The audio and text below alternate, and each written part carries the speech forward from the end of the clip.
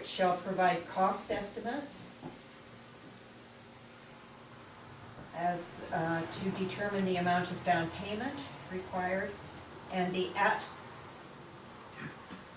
may be undertaken where the at-cost value differs from the estimate, then any surplus will be refunded. Every water service must include two things: a calculation of the peak hourly water demand and pressure requirements, including adequate fire flow at build-out, and sufficient information, plans, and drawings for the district to determine whether the proposed works comply with standards and requirements of this bylaw. Then we have the application for the street lighting service. And again, an application form is required, plans and other information, and complying with standards required, and an application fee of $400 per electrical overhead light fixture and or ornamental light fixture. A performance bond is required. That would be in the form of an irrevocable standby letter of credit or any other form as agreeable for 125% of the estimated costs.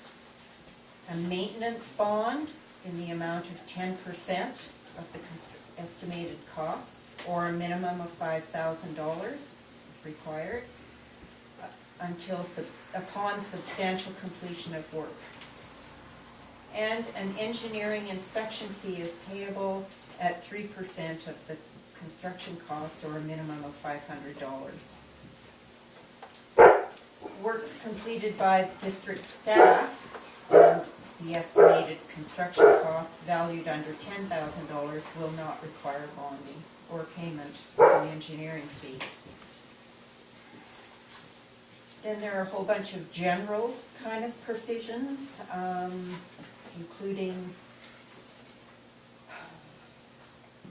the requirement to provide excess or extended services. Trustees may refuse to approve a subdivision where the proposal does not comply, or there's insufficient capacity for source supply, storage, conveyance, distribution, or treatment.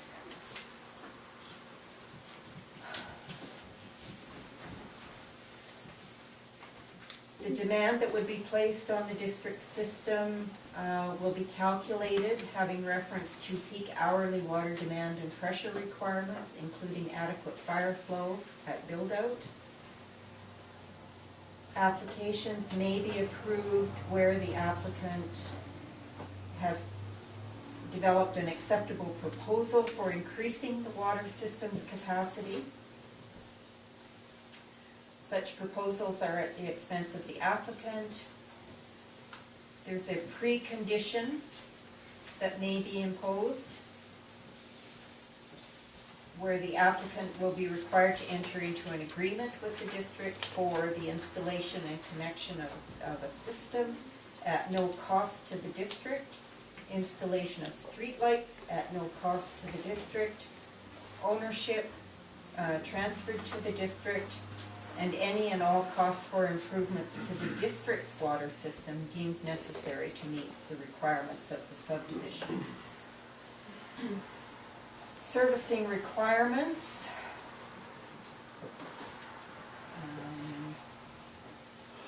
Okay, to propose and subdivide land must provide An applicant proposing to subdivide land must provide, locate, and construct within the subdivision a water distribution system and a fire hydrant system. They have to be anything connected to the district's water system is in accordance with Schedule B, which are the standards. All costs are provided by the applicant. All costs for permits, engineering costs, and any other costs are also provided by the applicant. Street lighting.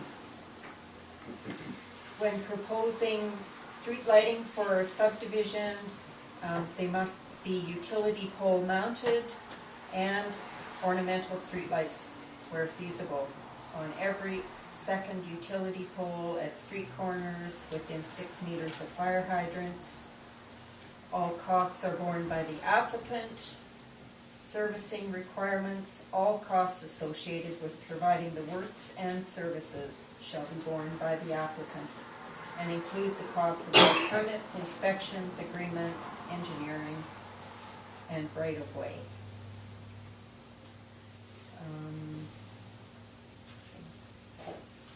The district may require an applicant to provide excess or extended services, and if that's required, then the district will determine the portion of the service costs to be borne by the applicant.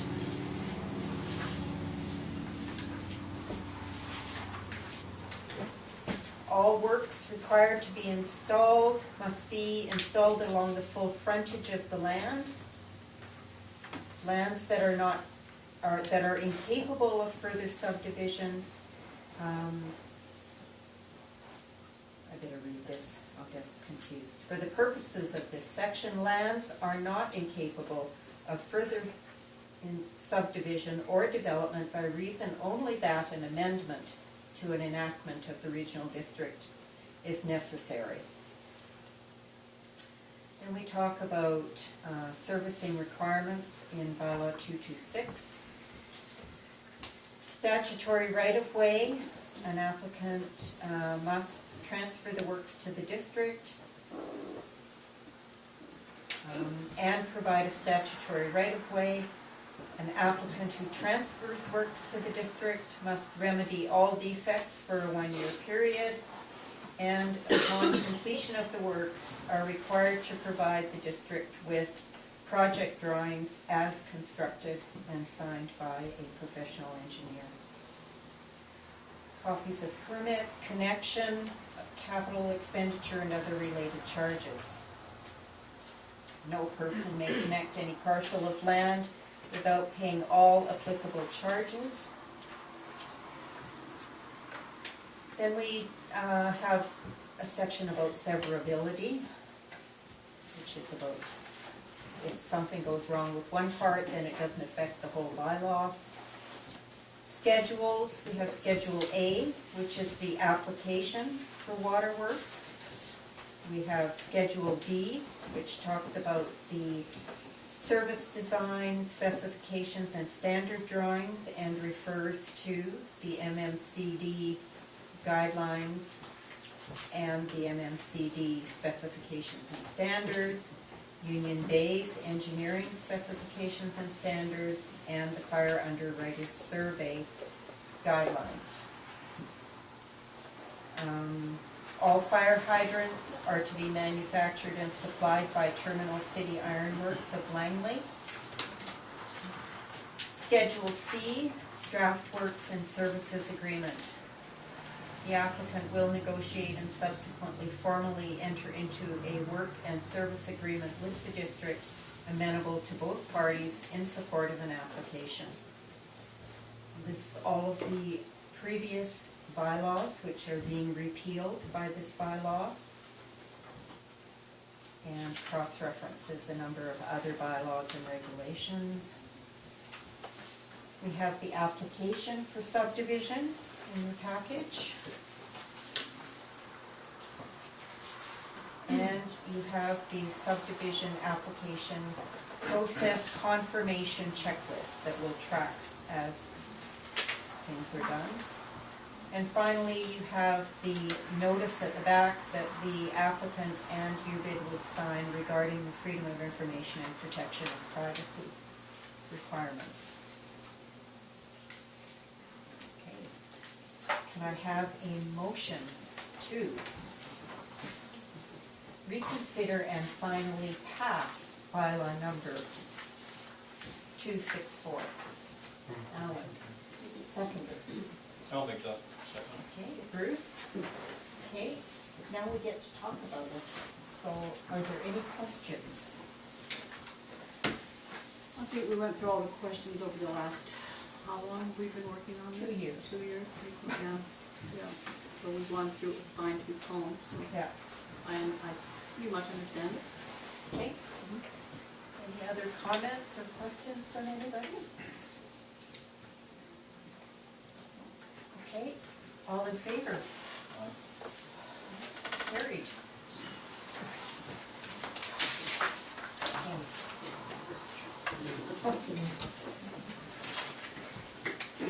Okay, the next item of business on your agenda is the question period guidelines. These previously were simply a handout that we had for people around the question period that occurs after the meeting. The board has agreed to a 1/2 hour opportunity following all of our board meetings for people to ask questions, and it's laid out how that happens with people asking one question and waiting for everyone else to have asked their one question before they get a chance to ask a second question. It talks about etiquette, it talks about being ruled out of order, so if a question is not pertinent, it will be ruled out of order and we'll move on to the next question. This guideline has been around for a long time. This simply entrenches those guidelines into a policy.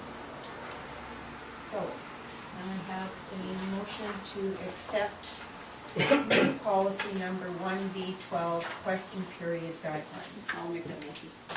Seconded. Right. Any discussion? Okay, all in favor? Carried. Thank you. Okay, next scheduled meetings, of course, the AGM is on April the 2nd, doors open at 1, and there will not be a regular monthly board meeting in April. The next regular board meeting will be on May the 18th. Point of order, Madam Chairman. Before we end up here, I'm calling for a vote of non-confidence in the present board in relation to the sale of the property on McLeod Road. I'll second that motion. The reason for this is that Mr. Madison, who has been appointed by the ministry, has not had a chance to make his report back to the minister. This is very... Speak up, please. This is very important because it concerns the relationship with the present board and the majority of the taxpayers here in Union Bay. Okay, well, first of all, the facilitator and whatever he comes up with has nothing to do with the purchase of this land. The purchase of this land has been discussed by previous boards and, in fact, Kensington Island Property for at least the last 10 years. This is a piece of property that was proposed by Focus Engineering, that was hired by Kensington Island Property in 2006 as an ideal location for the permanent treatment plant. There has been no estimation of cost, Madam Chairman, how much it's going to cost the taxpayer. My feeling is it's going to be exorbitant, especially I have to know that there is available another plot of land that is of no cost to the taxpayer. Therefore, that's why I'm calling for this one. Can we do this?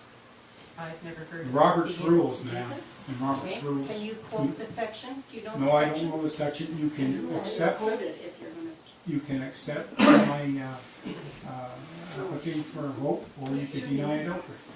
I'm just simply stating that if that is the case, then I insist that it form part of the minutes of this meeting.